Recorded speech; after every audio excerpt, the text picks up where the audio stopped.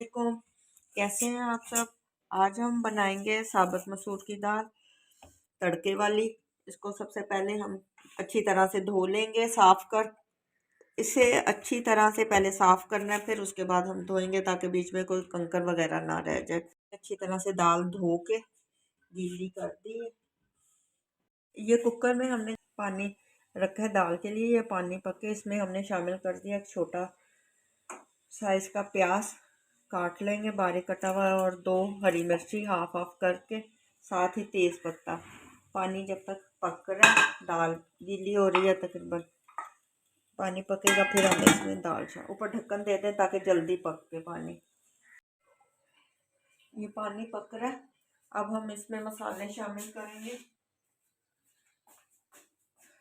साबुत धनिया 1 चम्मच, लाल मिर्च पाउडर और कुटी हुई मिर्च दोनों मिक्स करके तकरीबन 1 चम्मच, आधी चम्मच हल्दी पाउडर, 1 चम्मच नमक। ये हमने इसमें मसाले शामिल किए। और साथ ही हमने ये दाल धो के पानी निकाल दिया, अब ये इसमें शामिल करेंगे।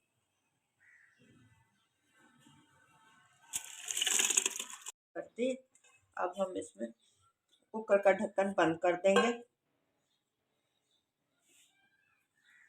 कुकर से हमने देगची में दाल को कर दिया तड़का लगाने के लिए। ये दाल देखिए अच्छी तरह से गल चुकी है और मिक्स हो गई है दाल, देख रहे हैं। अब हम इसमें तड़का लगाएंगे। तड़के के लिए मैंने सामान रेडी कर लिया। ऑयल डाला, फ्लेम कम की। अब इसमें चेक करें ऑयल तेज गर्म हो गया। ऑयल गर्म हो जाए तो हम इसमें प्याज शामिल करेंगे। ये बारीक काट के रखी है, पहले प्याज शामिल करेंगे।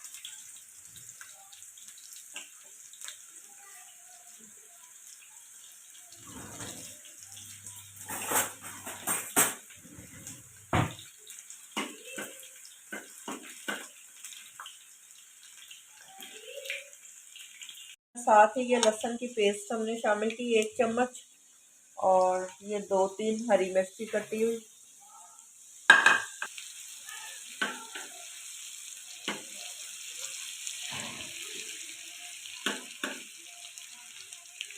कि प्याज और लहसुन जले ना।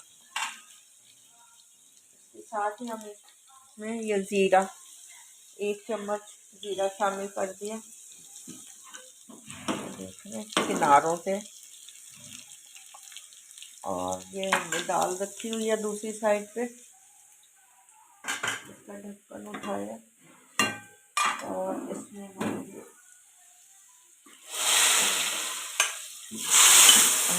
ये फ्राई पैन में आप अगर इस तरह से दाल शामिल करके वापस डालेंगे तो इसकी एक अलग खुशबू होती है, एक अलग मज़ा होता है। साथ ही इसके ऊपर हम शामिल कर देंगे, इसमें शामिल किया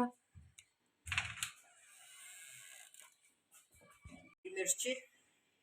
इस टाइम पे थोड़ी सी काली मिर्च इसमें शामिल की। साथ गरम मसाला हम डालेंगे, क्योंकि गरम मसाले में हमने सिर्फ, आपने देखा होगा, तेज पत्ता, ये पिसा हुआ गरम मसाला आधी चम्मच ये शामिल कर दी।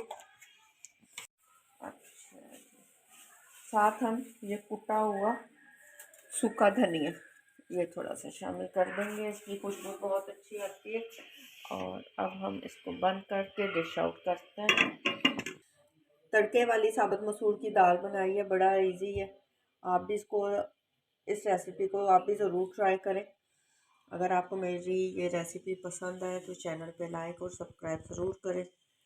अपनी दुआओं में याद रखें। ओके, अल्लाह हाफिज़।